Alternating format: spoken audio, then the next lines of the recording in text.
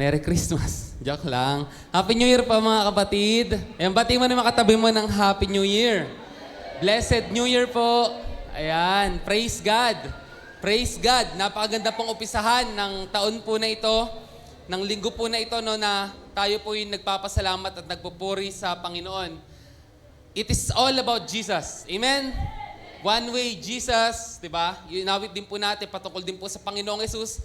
At yung lagi nating pinapanood, since 2 months ago pa yata to or last month lang, itong all about Jesus din po. From Old Testament to New Testament, tungkol lang po yung lahat kay Jesus. No? Kaya nga po, sabi ni Kuya Dave kanina nung nag-uumpisa ang praise and worship, kung wala ang Panginoong Jesus, wala ang timeline. Bakit? Kasi yung timeline mismo, si Jesus yung boundary. Siya yung sentro. No? Kasi lahat ng mga era na hindi natin alam, ang tawag niyang before Christ. Then after mamatay ni Jesus, or after niya mabuhay actually, Anno Domini or the year of the Lord. No? Sabi ng iba after death is after death of Christ. Pero hindi naman. Ibig sabihin lang po ng AD is yung pagkapanganak po ni Jesus. Anno Domini. Yan yon. So, salamat naman po sa Panginoon. He is the center of it all. And gayong taon po, ang pagpopokusan po natin ay all about sa ating tagapagligtas, Panginoong Hesus. Ito na nga po ang taon, panahon ng pagkilala sa Panginoong Hesus. Kailangan po natin siyang kilalanin kung sino nga ba talaga siya. Sapagkat sabi sa Acts, dumarating yung panahon na pinagpasubali ng Panginoon yung mga panahon na hindi siya kinikilala. Pero tinatawag ng Diyos ang lahat ng tao ngayon na magbalik loob at kilalanin ang Panginoong Hesus. Amen po ba? Amen. At sa ating po pag-aaralan ngayong araw, ngayong linggo po, pag-uusapan po natin yung priorities. Now, priorities. Priorities. Sino po rito, bago pumasok yung taon, naghanda na siya ng kanyang New Year's resolution?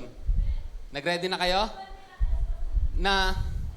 Naalala ko yung mga youth boys, sabi nila, Pastor, excited na ako mag-New Year para makapag-New Year's resolution na ako. Sinabi niya yon 2 weeks bago mag-New Year. Eh, pwede naman gawing araw-araw, di ba? Mabago tayo araw-araw. Pero may kakaiba nga talaga pong energy ang New Year. No? Pwede nating sabihin na yung New Year nung mga nakaraang taon, hindi na kasing saya kumpara dati. Kesa ngayon, kasi nga may umuulan, doon pa sa amin sa Isboro, nawalan pa ng kuryente. Pero New Year is all about, begins with us din eh. No? Kung papasok ang 2025 or 2035, pero kung same na person ka pa rin, walang magbabago sa buhay mo. No? Kaya ngayon, samahan tayo ng Panginoon na pag-aralan po natin yung right priorities po natin. Pag-aaralan po natin ngayon is Jesus first. How to make Jesus your priority. Sa mga gusto na gawing first si Jesus sa kanilang buhay, sumigaw ng Amen! Amen! Yan. Mainam po talaga na gawin po nating una at higit sa lahat po ang Panginoong Hesus. Kaya sa oras pong ito, tayo po'y tumayo sa presensya ng Panginoon at makibukas sa Mateo chapter 6 verse 33. Buksan po natin ang ating mga Bible. No? Diyan lang naman po tayo iikot sa Mateo chapter 6, kaya hindi rin po tayo maliligaw.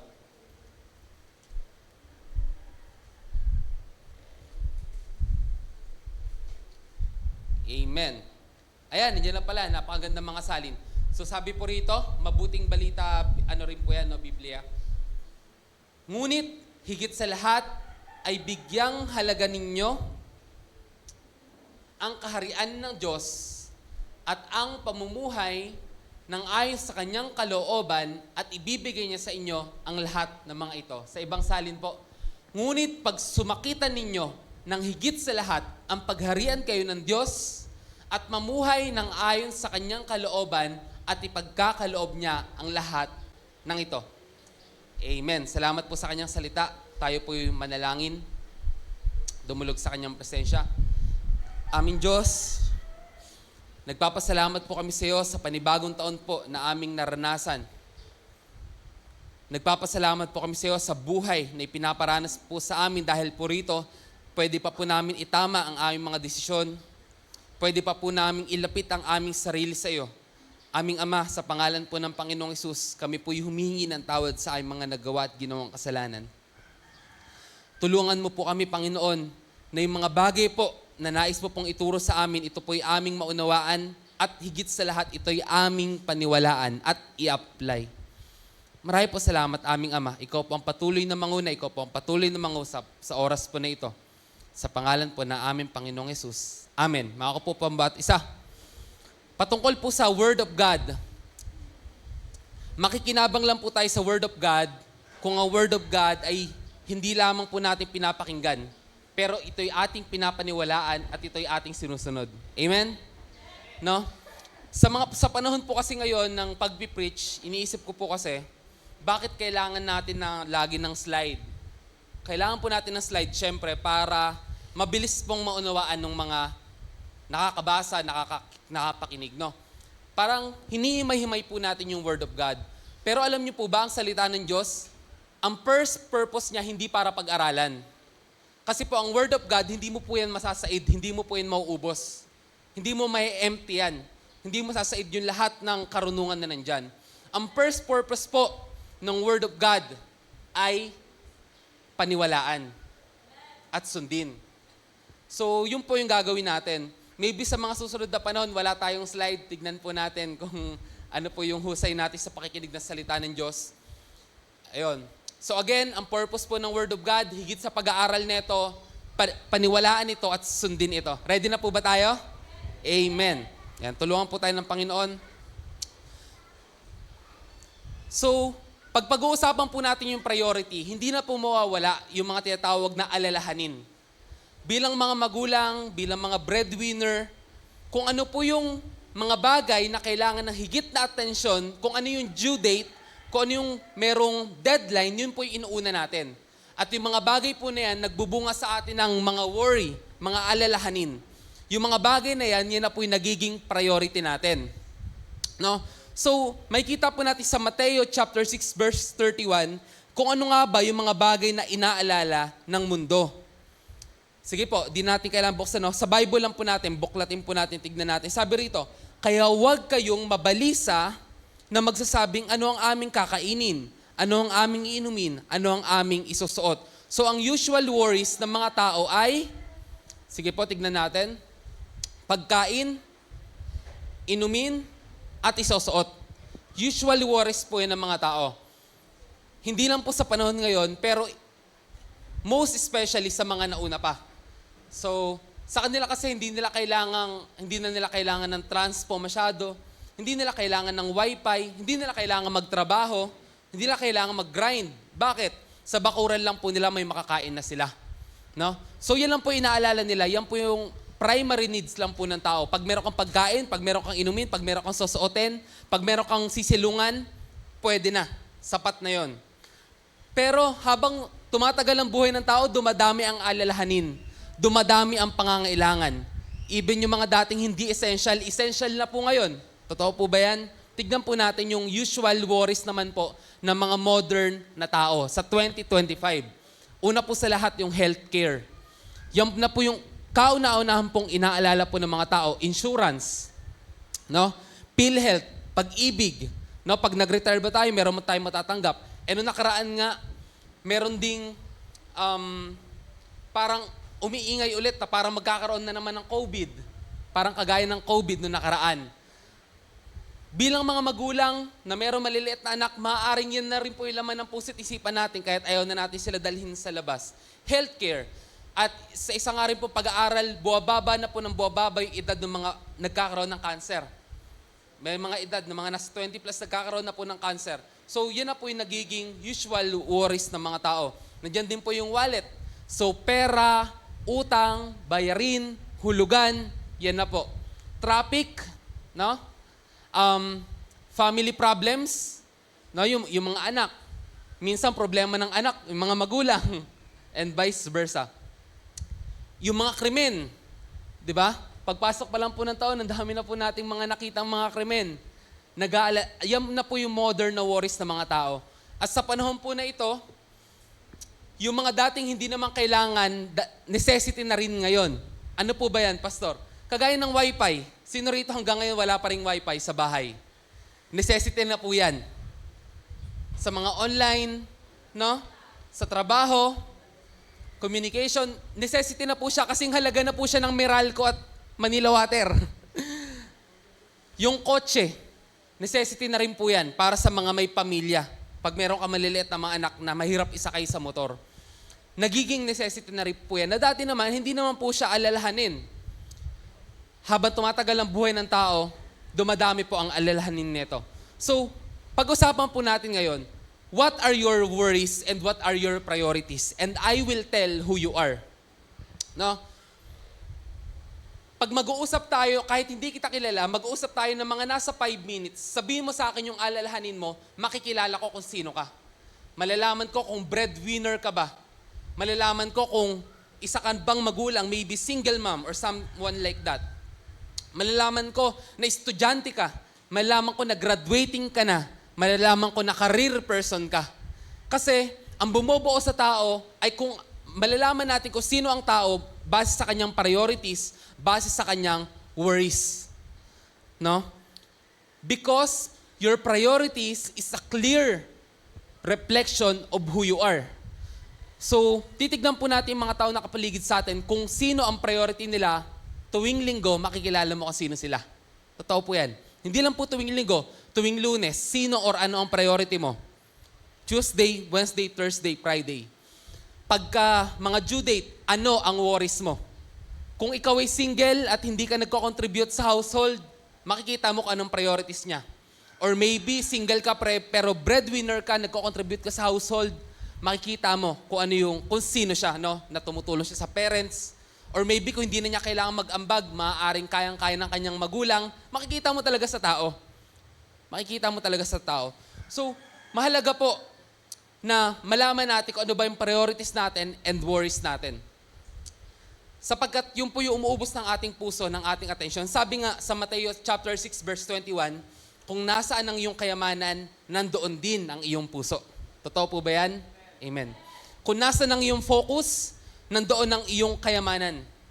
At kung nasaan ang iyong kayamanan, nasaan ang iyong puso, nandoon ang iyong kung nasaan ang iyong focus, nandoon ang iyong puso. At kung nasaan ang iyong puso, nandoon ang iyong kayamanan. Yan. Yan po ang mga worries ng tao, ng mundo. But a good servant prioritizes the will of his father, of his master. No? Kung tayo po ay good servant ng Panginoon, ang uunahin po natin, ang ipaprioritize po natin ay ang kanyang kalooban. Kagaya po ng ating nabasa. Balik nga tayo doon sa first, sa pinaka-verse natin. Yan. Dalawang salin po ito, no? Napakaganda po ng pagkakasalin na sa Tagalog. Ngunit higit sa lahat ay bigyang halaga ninyo ang kaharian ng Diyos at ang pamuhay ng ayon sa kanyang kalooban. Ikalawa, ngunit pag sumakitan ninyo ng higit sa lahat ang pagharian kayo ng Diyos. Ang inaalala, ang inuuna, ang pinagsusumakitan, ang pinagsisikapan ng mabuting lingkod ay ang kalooban ng kanyang Panginoon. No? Pag tayo po ay punong-puno ng worries, pinasasakitan din po natin ang ating sarili. Sabi po rito sa Matthew chapter 6 verse 33, huwag mo nang pasakitan ng iyong sarili patungkol sa mga bagay na iyong kinakailangan. Sa halip, pag sumakitan mong hanapin ang kalooban ng Diyos. Sapagkat, kung tayo'y mabuting servant, ang ipaprioritize po natin ay ang kalooban ng ating Panginoon. No? Ngayon pa nga lang po na dumating po yung New Year, sabi po, is yung iba nasa hangover pa. Sino rito yung medyo maraming nagastos talaga? Itong mga nakaraan, no? Medyo marami tayong hahabulin. Marami tayong babawiin, no? Sabi nga po ng isa kong kaibigan, sabi nila ang pera, babalik din yan. Kikitain din yan, ba't yung sa akin di pa rin bumabalik? Maaring may mga katulad po tayong ganyan. No? Ngunit kung tayo po ay isang good servant, ang priority po natin, yung kaligayahan po ng pinaglilingkuran natin. Yun po talaga yung katotohanan. Ang isang mabuting servant ng Panginoon, hindi po siya nakapokus sa panandalian, hindi po siya nakapokus sa material. Nakapokus po siya hindi po siya nakapokus sa ibibigay. nakapokus siya sa magbibigay. Hindi siya nakapokus sa blessing, nakapokus siya sa magbibless sa kanya. Sapagkat ang ating Panginoon nga naman nagmamayari na lahat ng bagay. Sabi 2 Timothy chapter 2 verse 3 to 4, no one is serving as a soldier gets entangled in civilian affairs, but rather tries to please his commanding officer. Ang focus daw po ng mga soldier, hindi yung mga pang-civilian na bagay. Ang focus po niya, yung mga bagay na ginagawa ng isang sundalo. At ang focus po niya ay maparangalan yung nag-enlist sa kanya. At ang nag-enlist po sa atin ang Panginoong Hesus. Kaya po this year, dapat Jesus first. Dapat this year po, Jesus first. So, bakit nga bang isang Kristiyano hindi dapat nag-worry? Pag-usapan muna natin yung scientific basis nito. Maalala natin na sinulat po itong Mateo 2,000 years ago. 2,000 years ago po. Pero na-discover ng mga scientists na yung pag-worry ay higit pa sa mga bisyo. Higit pa sa bisyo. Alam ko naman po, lahat po tayo rito, karamihan po sa atin ay hindi nagsisigarilyo or tumigil na sa pagsigarilyo at pag-inom. Alam po natin na yung pagsigarilyo ay nagdudurot po ng maraming karamdaman, hindi lang po sa atin, pero sa mga nakapaligid din po sa atin. Cancer, sa baga, etc., etc. Pero alam niyo po ba, daig pa raw po ng bisyo yung worry. Kasi raw po, pag tayo nag-aalala, yung katawan daw po natin, yung brain po natin, naglalabas po ng mga anti-radicals, na ito po yung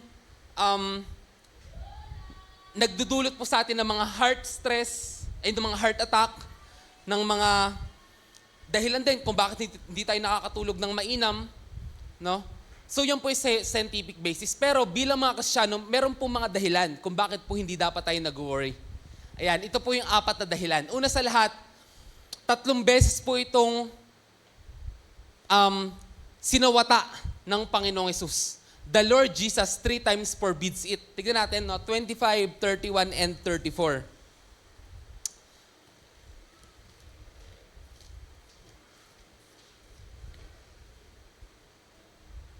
Yan. 25, 31, 34. Sa 25, kaya nga sinasabi ko sa inyo, huwag kayong mabalisa sa inyong buhay. Una. Ikalawa, sige po, wag na pong ipakita yung verse.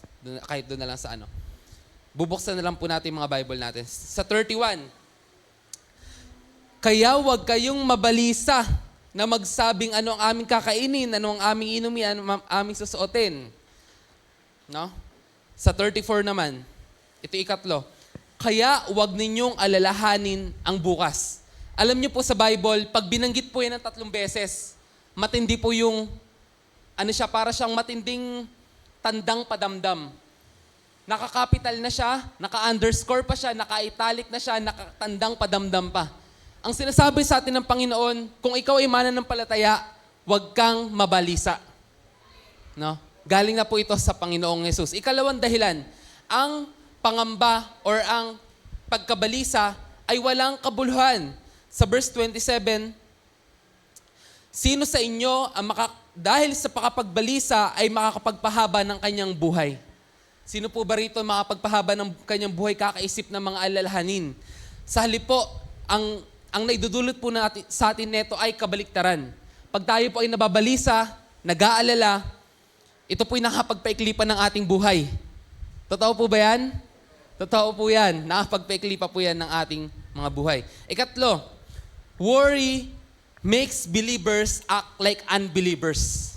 Sa verse 32, sapagkat hinahanap ng mga hentil ang lahat ng mga bagay na ito at batid ng inyong Ama sa langit na kailangan ninyo ang lahat ng mga bagay na ito. Pag tayo po ay puno ng alalahanin, lagi po natin binabanggit sa ating bibig yung wala akong pera, ang daming bayarin, nag-aalala tayo sa bukas, nag-aalala tayo sa buhay ngayon, ginagaya po natin mga unbelievers, para po tayong unbelievers, para po tayong walang Panginoon, para po tayong walang Diyos. Pinapahiya po natin si Lord. na parang wala po tayong tatay na kaya mag-provide ng lahat ng bagay. No? Sapagkat yung mga bagay na yun po yung inaalala ng mga unbelievers, na mga hindi mananampalataya. Subalit ang inaalala ng mga lingkod ng Diyos ay paano mapalugdan ng kanilang Panginoon. Ika-4, believers have a heavenly Father to look after them and give them all they need. Hindi po natin kailangan mag-alala sapagkat meron po tayong Diyos Ama na sa langit na bago pa man tayo lumapit sa Kanya, alam na niya yung pangangailangan natin. Pastor, bakit kailangan pa rin po mag-pray? Bakit po ba kailangan mag-pray? Alam naman na po ni Lord yung ating pangangailangan. Gusto po sa atin ng ating Diyos Ama yung full dependence sa Kanya. Amen po ba? Na sa Kanya tayo aasa, sa Kanya tayo hihingi, kahit alam na niya, lalapit pa rin po tayo sa Kanya. Bilang mga magulang, di ba po, alam naman po natin mga pangangailangan natin ng ating mga anak. Di ba? Pero gusto pa rin po ng mga magulang na marinig sa kanyang anak kung ano yung pangangailangan nila. At masayang magbibigay ang kanyang ama at ang kanyang mga magulang. Ayan, so yan po yung 4 na bagay, no? Bakit ang mga Kristiyano hindi dapat nag-worry? Ito po'y sinasawata ng Panginoong Hesus. Ang pag-aalala ay nakakaikli ng buhay. Ang pag-aalala ay para lang sa mga di mananampalataya. Ang pag-aalala ay hindi kailangan sa isang Kristiyano sapagkat meron siyang ama na nagmamahal sa kanya. No? Mahaba pa po ang 2025. Ito po ang aking hamon, mga kapatid. Huwag na po tayong mag-worry sa kinabukasan. I-start po nating i-prioritize ang ating Panginoon. Amen po ba? May magic po rito. May mga pag-uusapan pa po tayo. So, ano po ang nangyayari kapag pinaprioritize po natin ang Panginoon? Ano po ang nangyayari? Una po sa lahat, God is glorified. Pagka pinaprioritize po natin si Lord, napapaluwalhatian po ang kanyang pangalan. Sabi po sa Mateo chapter 6 verse 24, hindi po tayo, sige po, tignan po na sa next slide. Hindi po tayo maaaring maglingkod sa dalawang Panginoon. No? Kakamuhian natin ang isa at iibigin natin ang isa. Pag pinaprioritize po natin ang ating Diyos, siya po ay naluluwalhati sapagkat isinasantabi po natin ang mga Diyos-Diyosan sa ating mga buhay. Na pag siya po yung pinaprioritize natin. Ikalawa, need is supplied. No? Seek ye first the kingdom of God and His righteousness, and all these things shall be added unto you. Need is supplied. Tignan ulit natin yung verse na yun. Gusto kong i-break down. Yung sa pinakauna. Thank you. Okay. Tignan po natin ito mabuti, no? Again, need is supplied. Ngunit higit sa lahat, bigyang halaga ninyo ang kaharian ng Diyos. Una, kaharian ng Diyos at ang pamuhay ng ayon sa kanyang kalooban at ibibigay niya sa inyo ang lahat ng bagay na ito. Sa ibang salin, ang pagharian kayo ng Diyos. Ibig sabihin po nito, bilang si Lord ay Panginoon at siya ay hari, unahin po natin na pagharian niya tayo. Amen? Unahin po natin na siya yung maging Panginoon at hari ng ating mga buhay. At kung yun po ang ating gagawin, lahat ng pangangailangan natin, kanyang ipoprovide. At mamuhay ng ayon sa kanyang kalooban. Ibig sabihin po nito, mga kapatid, tayo ay makapasok sa kanyang good and perfect will. No? Paano natin magagawa? Pag-usapan natin mamaya. Okay. So yun yung pangalawa, no? Need is supplied. Pagka pinaprioritize natin si Lord. Sige, balik po tayo sa slide. Ikatlo po, future is assured. Yan.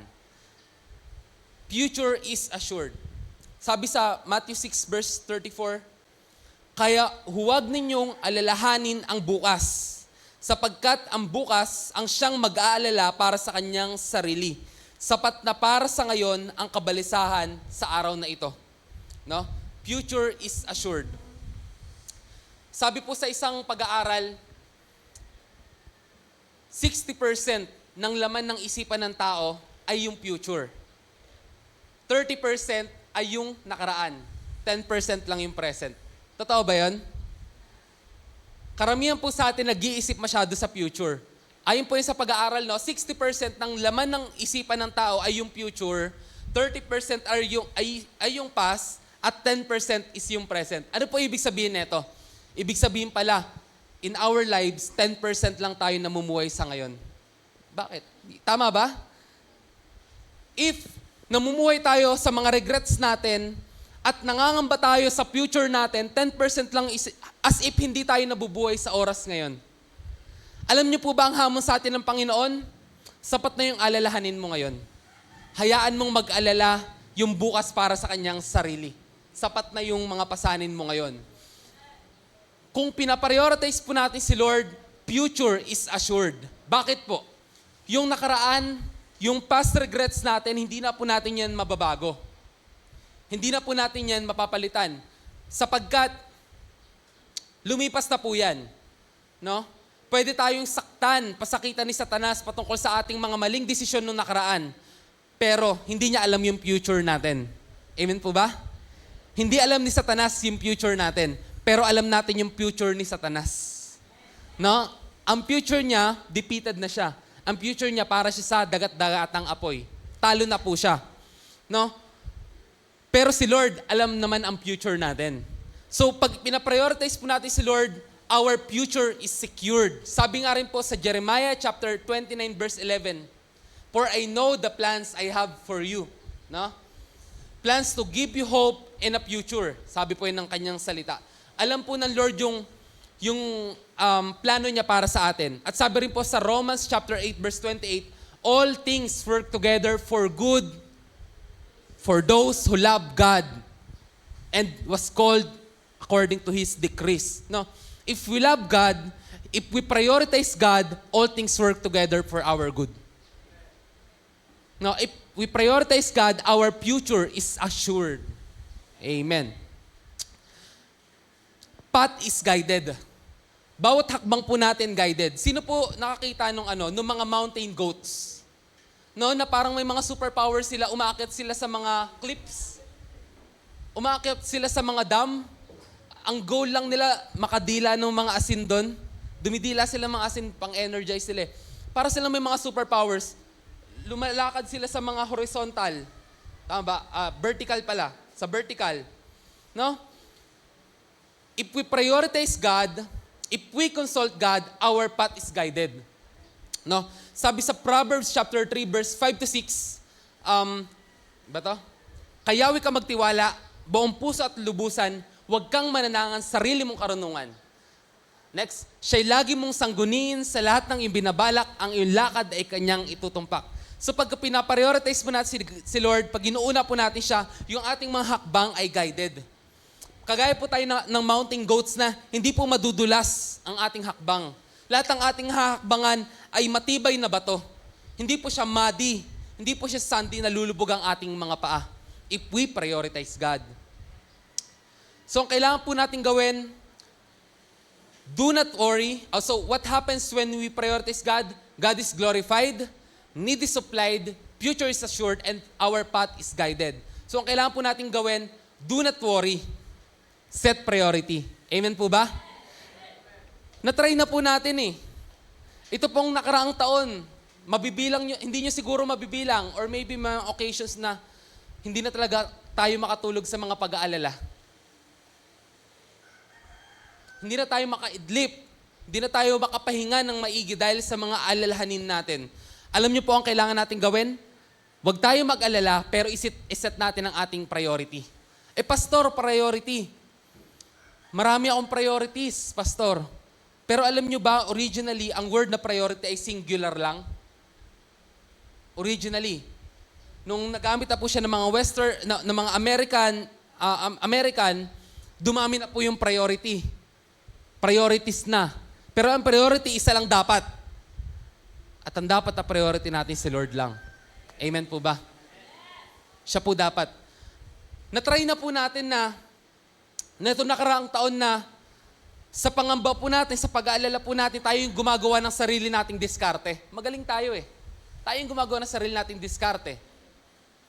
Na-try na po natin ng mga nakaraang taon na sa pag-aalala natin, tayo na yung nag-iisip kung ano ba yung pwedeng solusyon. pwede ba sa darating na taon, sa taon na to, iset naman natin priority natin kay Lord. Umpisahan naman nating magtiwala ngayon. Na-try mo na yung card ng pagiging maalalahan, ng worry. I-try mo naman yung card ng trust. This year, ang priority po natin dapat ay ang Panginoon. So how to prioritize God? How to prioritize God? Talk to Him. No? First thing in the morning, bago matulog, at lahat ng pagkakataon na gising ka, kausapin mo si Lord. Simple lang ang formula. Pagkagising mo sa umaga, ito nga lagi kong ay sinasabi ko rin sa mga kamanggagawa natin, at lagi ko rin nire-remind sa aking sarili, paggising sa umaga, wag hawakan ng cellphone. Wag. Pagising sa umaga, kung priority mo si Lord, kausapin mo siya. Bakit? Gusto ka niya kasing kausapin. Kausapin mo siya, makipagkwentuhan ka sa kanya.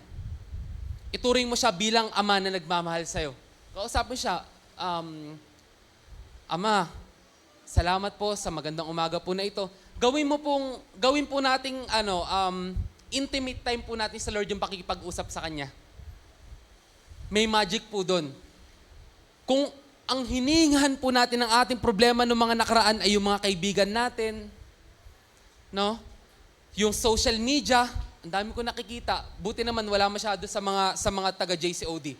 Kahit Kristiyano nagpo-post sa mga problema sa Facebook.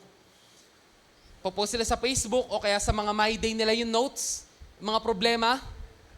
Doon nila hinihinga. As if wala silang Diyos na nagmamahal sa kanila, na concern sa kanila. Hinihingi nila doon yung mga problema. Sinishare nila. Masarap naman po talaga ma-share yung problema, di ba? Gumagaan pag na-share mo yung problema. Pero ang kailangan po natin gawin, huwag po natin ihinga sa mundo.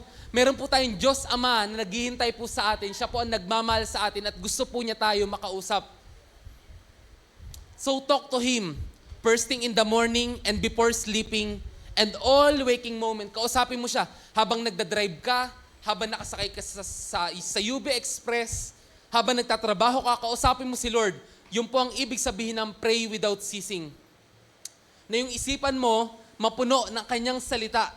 Na yung thoughts mo ay laging makalangit. Yun po ang ibig sabihin ng pray without ceasing. No? Talk to Him. Talk to Him always. Talk to Him about everything. Ikalawa, seek His will, His counsel, and wait for Him. Do not act on your own. Pag may hiningi tayo sa Panginoon, si Lord, tumutugon. Anong sabi sa communication? Ang communication ba ay one way? Ang communication ay two-way. At ang prayer ay communication. Pagkatapos po natin mag-pray, mag-antay ka ng ilang minuto. Mag-antay po tayo ng ilang minuto. Naranasan ko na po ito. May bagay po akong pinagpipray. For example na lang siguro, sa preaching. Nung bago po akong pastor, September 2023, hindi ko alam kung paano mag-preach. Hindi ko alam kung ano yung ipipreach. Blankong-blanko. Nung naging pastor ako, ang dami kong mensahe na iisip. Ang ganda, ang dali gumawa. After 3 weeks to 1 month, ang hirap na. Wala talaga. Nag-antay ako ng buong week hanggang nag-Thursday, doon pa lang dumating. Ang ginawa ko, lumuhod ako sa Panginoon, Lord, ano po ba yung mensahe? Lord, ano po ba yung mensahe? Tapos, huminga ako, kumalma ako. Alam mo yun, nakaupo ka lang sa presensya ng Panginoon, dumating ang mensahe na kagaya ng alam mo yung parang binuhusan ka ng tubig, nag-flow siya bigla. Yun yung mensahe nung kung matatandaan nyo yung ano ba to? Di ba, nakalimutan ko na rin. Basta tungkol yun sa our life is hidden in Christ. Yun eh. Yun yung message na yun. Nakalimutan ko lang yung title kasi nahirapan ako mag-title eh. Ayun. And meron din mga instances na pagka nagpipray, paano ba ako mag-pray? Share ko sa inyo. Pag may pinagpipray ako isang bagay or isang tao, iniisip ko, nandyan si Lord, nandyan yung tao or yung bagay na yon. Nasa harapan ako ng Panginoon. Tapos ito yung korte ng Lord. Nasa korte ako ng Lord, nasa presensya niya ako, nandyan si Lord, nandito yung pinagpipray ko, nandito ako. Ang ginagawa ko, para kong pinopokus yung ilaw sa Kanya. parang may control ako ng spotlight, tapos pinopokus ko yung ilaw sa kanya, pinagpipray ko tong tao na to, or yung bagay na to, or yung situation na to. Pray ka lang ng pray. Alam nyo, habang kinakausap nyo si Lord, nagbibigay talaga siya ng tugon kung ano yung kailangan nyo gawin. Maybe sa tao, or maybe sa isang sitwasyon, nagbibigay siya ng kapayapaan sa'yo. Nagbibigay siya ng kapayapaan sa'yo. Ibang klase po talaga si Lord. At yung mga bagay na itinutulong niya po sa atin, hindi lang po siya sa mga supernatural na bagay. For example, kailangan ng kagalingan, kailangan ng may maaayos na relasyon. Even yung mga nawawalang gamit, pag pinag-pray mo, mahanap mo. Totoo po yan. Even simpleng mga bagay. May isang bagay po ako na hinahanap na 3 weeks ko nang hinahanap. Napakahalaga po nun. Kasi may nakausap na ako, kailangan ko po talaga yon. Pag wala yon, may maka-cancel po talaga na isang malaking pera po ang pinag-uusapan. So, na-stress na yung nanay ko. Kasi parang araw-araw na siya nagbubuklat ng mga gamit doon. Yung kapatid ko rin, iba na yung boses nila. Na-stress na talaga sila kasi laging kinakalat yung bahay. Hanggang sa ika-3rd week, yun na yung parang pinaka-deadline. Ano na talaga ako? Nag-sick na ako kay Lord kasi medyo napipressure na ako, nag-worry ako.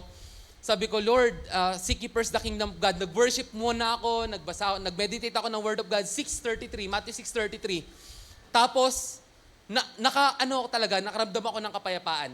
Tapos kumalma ako. Tapos naghanap ulit ako.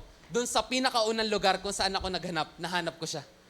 Yung lugar na yon, doon talaga lagi naghahanap eh. Lahat talaga kami naghahanap doon. Ay, kakaiba talaga nangyari nun. Mga mahal ko kapatid, mag-pray po tayo. Si Lord gumagawa po talaga ng himala. Napakarami na po ng himala na kanyang pinakita. Again, hindi na sa mga supernatural, even sa mga simpleng bagay po. Even sa mga simpleng bagay. So pagka tayo po nag-pray kay Lord, Lord, kalooban mo po ba ito? Pag wala pa siyang sagot, huwag ka munang kikilos. Kunyari, Lord, sasagutin ko na ba to? Or, Lord, mag-a-abroad ba ako? Lord, umpisa ko ba itong negosyo to? Etc. etc. Tinawag mo pa siyang Lord, di ka naman susunod. Sabi nga, di ko alam kung saan ko narinig, tinawag mo pa akong kuya, utusan mo rin naman ako. Parang gano'n, no? Parang gano'n lang. So, kung tinuturing nga natin siya Lord, ibig sabihin po ng Lord, siya po yung nagmamay-ari. So, dahil siya yung nagmamay-ari, siya po yung masusunod. So, isipin po natin yung kalooban ng Panginoon para po tayo nagda-drive. Pag wala pang green light, wag ka munang mag-go. Kasi pag nag-go ka ng ng red, ayan, madedisgrasya ka. Mapahamak ka. No? And for those things, may mga karanasan din po ako na hindi ako nag-pray. Gumawa lang ako ng impulse ko. Napahamak po ako. Malaki po yung yung bayad. Malaki po yung tuition fee. Kumbaga, yun na lang pampalubag loob eh. Pagka may ginawa ka na hindi maganda kinalabasan dahil di ka nag-pray, tawag namin tuition fee. Na almost mababankrupt ka talaga. So, seek His will, listen to His counsel, and wait for Him. Pag nag-pray ka, mag-antay ka. Amen? Ngayon lang natin ito natutunan. Nung tayo ay mga Katoliko, pray lang tayo, dasal lang tayo ng dasal. Aba, Ginoong Maria. Ayun, bakit ba naging Ginoo yun? Ginang si Mama Mary. Pag-pray mo to, no? Walang two-way communication.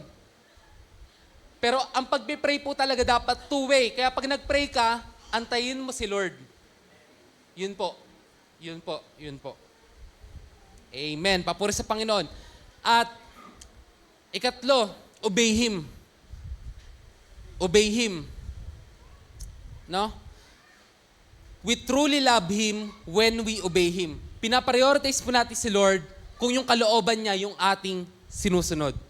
No, sabi sa John chapter 14, verse 15, if you love me, you will keep my commandments. 14:21 naman, whoever has my commandments and keeps them, it is he who loves me. No? Sa 14 verse 23, if anyone loves me, he will keep my word, and my Father will love him, and we will come to him and make our home with him. Kung meron po tayong napakahalagang bagay na gagawin, ito po yung sumunod sa Kanya. Sapagkat ilang preaching na po yung napakinggan natin sa pulpito na ito, ilan naman po yung sinunod natin. makikinabang lang po tayo pag yung napakinggan po natin ay ating sinusunod. Amen po ba? So ngayong taon po, hamon po sa bawat isa na i-prioritize po natin si Lord. Pag meron tayong mga malalaking desisyon na kailangan gawin, even maliliit na desisyon na kailangan gawin, mag-pray tayo sa Kanya. Ito rin po yung bago ko natutunan. Madalas po kasi ako, isa po akong tao na na parang, yung spontaneous. Spontaneous po ako. Hindi dahil cool lang spontaneous, pero hindi ako masyado nagpaplano. Alam niyo po ba, natutunan ko po sa biyaya ng Panginoon na pagka may pupuntahan ako, magpipray ako. Kung saan ako dadaan, magpipray ako. Natry niyo na ba yon? Maraming choices ng daan. Maraming pwedeng sakyan, pero natutunan ko na mag-pray kung saan ako pwedeng dumaan. Those small things.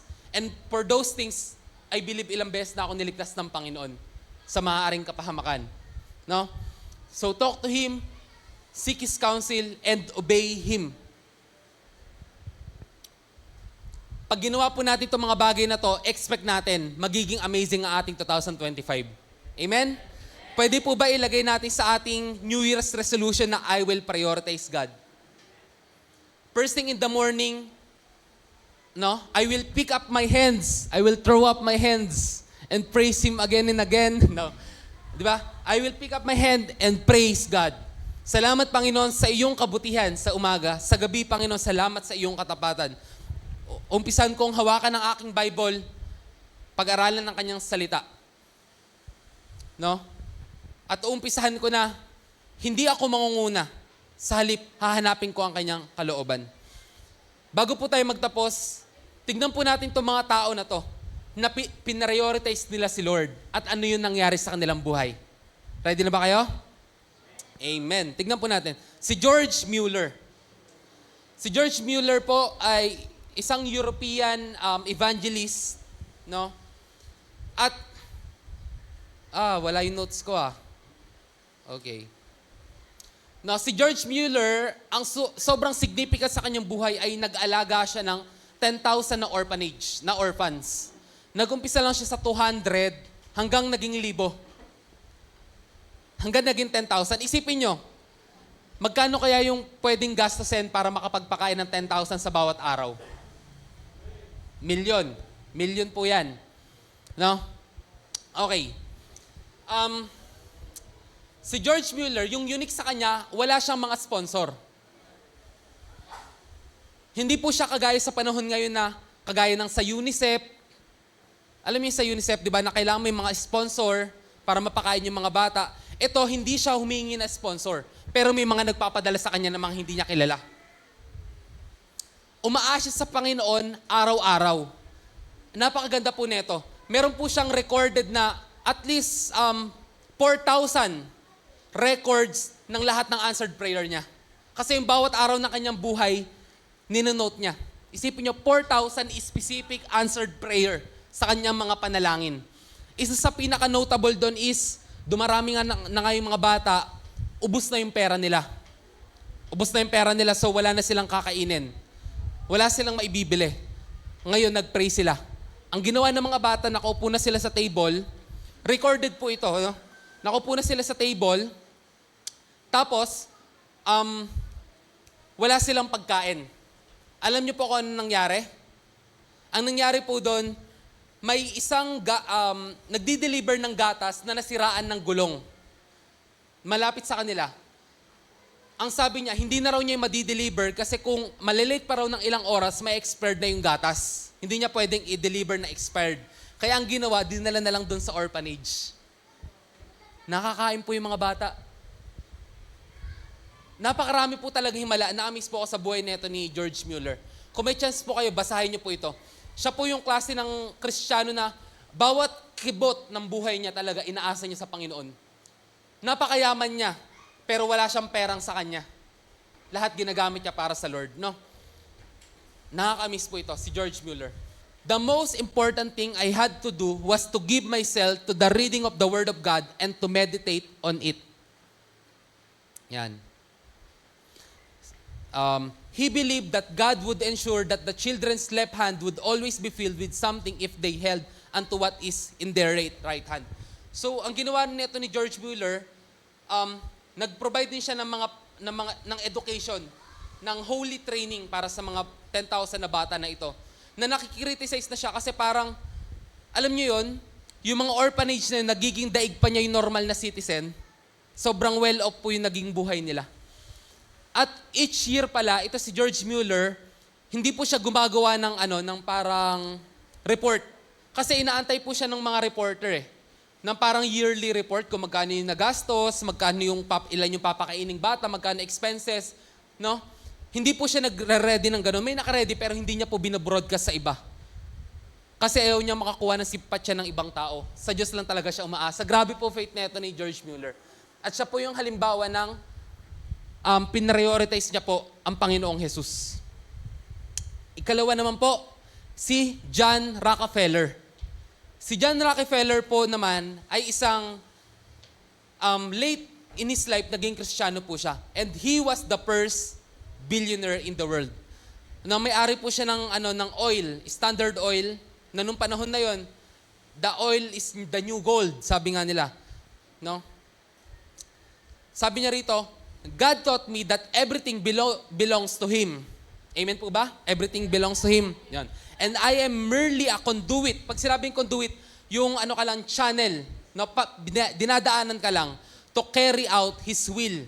My life has been one long happy holiday since then, full of work and play. I let go of my worries along the road, and God was wonderful to me every day. So ano nga ba yung story ni John Rockefeller? Ayun. By the age of 25, siya na nga yung nag-found ng largest na refinery ng oil sa US. And by 31, pinakamalaki na yon. And by 38 years old, siya na yung billionaire sa buong mundo. But by the age of 53, he fell unwell. Bilyonaryo na siya, multi-billionaire na siya, pero meron siyang karamdaman. His entire body became racked with pain. Sobrang sakit ng kanyang katawan and naubos yung kanyang buhok at sobrang sama ng kanyang pakiramdam. The words only billionaire could buy anything he wanted but can only eat soup and crackers. No, yung nag-iisang billionaire sa buong mundo, kaya niya bilhin kahit ano, pero ang kaya niya lang kainin, soup at crackers. Isipin niyo kung gaano kalungkot ng pangyari niyan. So sabi ng kanyang kasama, he could not sleep, could not smile, and nothing in life meant anything to him. Even yung mga highly trained na mga doktor niya, sinabi na pwede na siyang mamatay within that same year. The year passed painfully and slowly. As he approached death, he awoke one morning with a faint understanding that he will not be able to bring any of his fortune with him to the next world. So,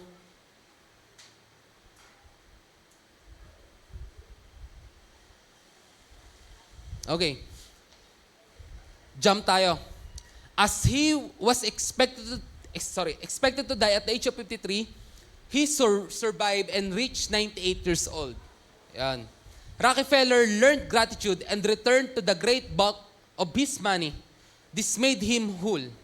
It is one thing to be healed, it is one another to become fit. He was a devout Baptist who attended the Euclid Avenue Baptist Church in Cleveland, Ohio.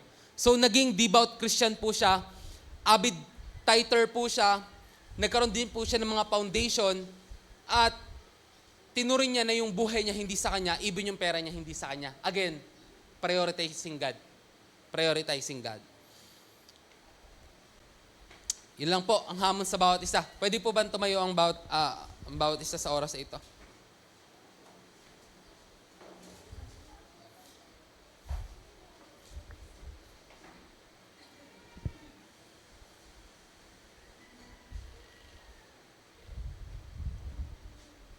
Jesus first. Sa tingin ko, may mas magandang title kesa sa Jesus first. Kasi kung Jesus first, sino yung second? Sino yung third? Sino yung fourth? I believe Jesus should be above all. No? Jesus is first, Jesus is second, Jesus is third, Jesus is fourth. No? Si Jesus po dapat lahat. Kung gagawin po natin ito, kung inapakinggan po natin, pinaniwalaan po natin, mahirap siyang gawin. Pero kung pinaniwalaan po natin at ginawa natin, makikita po natin yung amazing na result nito sa ating mga buhay. Amen po ba? Mahal po tayo ng Diyos, kaya nais niya pong ipakilala yung kanyang sarili sa atin. Tayo po'y dumulog sa panalangin. Aming Panginoon, aming Ama, salamat po na mahal mo po kami at nais mo po na kami po'y magkaroon nga po ng malalim pa na pagkakilala sa iyo. Nais mo po i-prioritize ka namin dahil ito po yung bagay na lubos ay makikinabang kami. Aming Diyos. Humingi po kami ng tawad na noong mga nakaraang panahon, ang pinarioritize po namin ay ang aming sarili. Pinarioritize po namin ay ang mundo. But this year, sa mga taon pandarating, ikaw po ang aming priority. Mag-uumpisa po sa araw na ito, Panginoon, na yung lahat ng umagang darating, ikaw na po ang nasa puso't isipan namin. Hindi po ang cellphone, hindi po ang bayarin, hindi po ang alalahanin. Sa halip, ikaw po na Diyos na nakakaalam na lahat ng bagay ang aming uunahin. Sapagkat ang laman ng puso't isipan mo ay sa aming ikabubuti. Sapagkat ang plano mo sa amin, hindi sa ikasasama, Panginoon. Sa halip, sa ganap na buhay at kasiyasiyang buhay, Panginoon. Kaya ito po ang aking pinapanalangin sa aking mga kapatid, na ito po i-remind mo po sa amin sa bawat araw, especially pag napaprioritize na po namin ang aming sarili. Aming Ama, mahal ka po namin at nagpapasalamat po kami sa iyo. Ipakita mo po ang gilas ng iyong kapangyarihan ayon sa iyong salita sa Philippians chapter 4 verse 19. And my God shall provide all your need through His abundant wealth, to His unending wealth in Jesus Christ. Oh God, ipakita po sa amin ang iyong kayamanan sa financial, sa abundant provision mo sa aming kalusugan, sa abundant restoration mo, Panginoon, sa aming relationships. Ikaw nga po ay maging Panginoon namin. Ikaw po ay maging Yahweh sa aming mga buhay. Marami pong salamat, Panginoon. So yun lang po lahat ng mapuri at pagsama at pagdakila. In the name of Jesus, Amen. Mga po bawat isa.